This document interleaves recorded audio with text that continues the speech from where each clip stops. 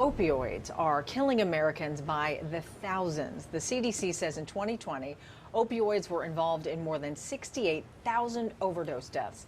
That's about 75% of all fatal drug overdoses. Helping New Jersey combat opioid abuse is former Jets quarterback and Rutgers star Ray Lucas. He's taking his message to a vulnerable population, young high school athletes. And Ray Lucas joining us now. So Ray, good to have you here to talk about such an important topic. Good morning. Good morning, guys. How you doing? Good. So you are now the football coach at your alma mater, Harrison High. What's up, Harrison? You'll be doing a back-to-school event there later this morning, right? So you have such a personal connection also with opioids. You're very open about it. So tell us about your battle and why it's so important to talk about it, especially to the youth. Well, to be honest with you, I think it's everybody's battle, to be totally honest, because when I got out of the NFL, of course you're going to leave with bumps and bruises, but since I retired, I've had 30 surgeries, 6 big neck surgeries, a back surgery. The thing that got me the most was I didn't have an addiction when I left the NFL. I'm not blaming the NFL, but I had a high tolerance level. So when my neck started going bad, you get 125 milligram prescription with 120 pills. I was at literally 1,600 pills in about 6 months. Wow. That's about sometimes 85 a day, depending on the severity of the pain. And I'm still here. So I'm not ashamed of calling myself an addict. I'm telling my story so people out there know that they can come back from it, that they can survive this pandemic. And I'm not afraid to share it. God's not done with me yet. You know what I mean? I probably shouldn't be here, but I am. So when you receive the gift of sobriety, if you don't give it back, to me, I think that's just a sin. Yeah, I don't have any shame in my game telling them who I am, what I am, because I know the man that I am and I'm surviving. Now, I know you said you don't blame the NFL, but do you think that they could have or should have monitored your opioid use and the opioid use of other players? Well, I mean, in hindsight, 2020, you say yes, of course, absolutely. But, the game is so fast, the game is so up. And I retired in 2005, so the game is so much faster. The guys are so much bigger. It's a violent sport. You're going to break things. You're going to get bumps and bruises. So, there was a saying when I was in the NFL, you can't make the team in the tub. What that meant was if you were in the training room the whole time, you had a good chance of getting cut. So you did what the vets did, which was take a pill and go out there and practice. So NFL meant that much to me personally. It was, my father always said, if you're doing something you love, it's not work. And I did something I love for 8 years. So do I look back on my career and say, man, I should have did it, woulda?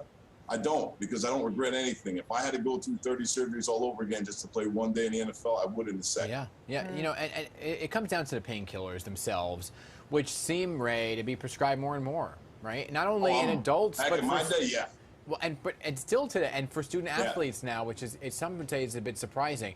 As a high school coach, have you seen any students in your high school become addicted at a young age? I haven't yet. And I'm knocking on wood just on my desk for that because, they're so young. I was an adult when I got addicted, and the brain is not fully developed when you're an adolescent.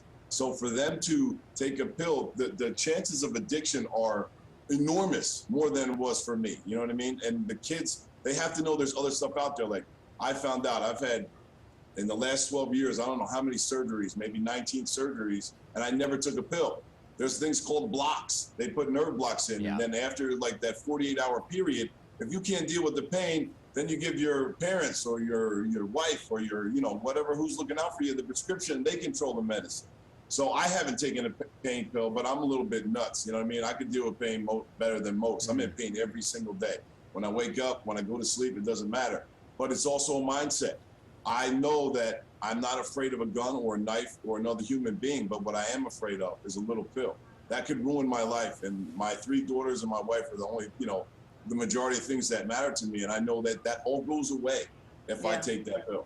I mean, there are so many dreams, though, for young men who want to be where you were in the NFL. So college, and even once you get there, you want to maintain that dream. So how prevalent is the use of opioids in college and in the NFL? When I was in college, I had a torn rotator cuff off the bone, broken clavicle, and they gave me 600 milligrams of Motrin. Yeah. Now, back in college, it was a different game back then. But when you needed something, they gave it to you. But most of the time in college, there wasn't really I didn't see any really pills be given out. When I got to the NFL, that's a whole different ballgame. That's when you saw it all. Because guys are making big time money and they'll do whatever they got to do to stay on the field. Yeah, you can buy it. And that's the thing, because a doctor might not prescribe it, but it's all about what you can go and buy on your own. And so how and we all know that is so easy to do. I live in Harrison, New Jersey. I'm a Hudson County kid. I could throw a rock and hit a dealer in the head right now.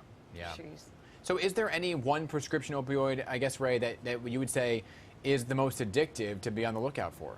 Any kind of Vicodin, I mean, there's, fentanyl. I mean, people are dying all over the place. You never know what you're getting either, because these dealers aren't telling you, oh, we're mixing it with fentanyl to give it a little stronger, because then you get more repeat customers. My thing is, don't take anything.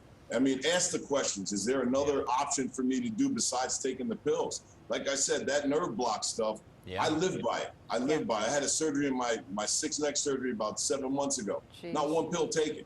And it was a major surgery. I mean, I had 2 discs replaced. Wow. So for me, when I look at it now, I wish I would have known what I know today back then.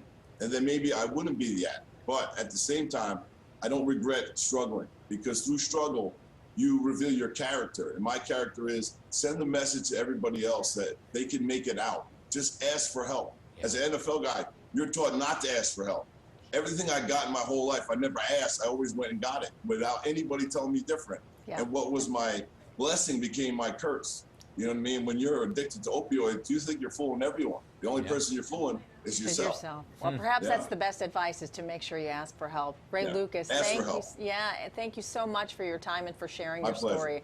And we really appreciate all the work that you're doing to make sure. Thank you so much, guys. Have a great day. All right. Harrison High School, by the way, right around the corner, best diner in America.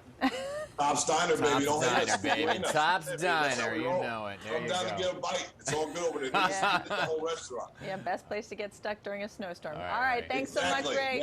Yes.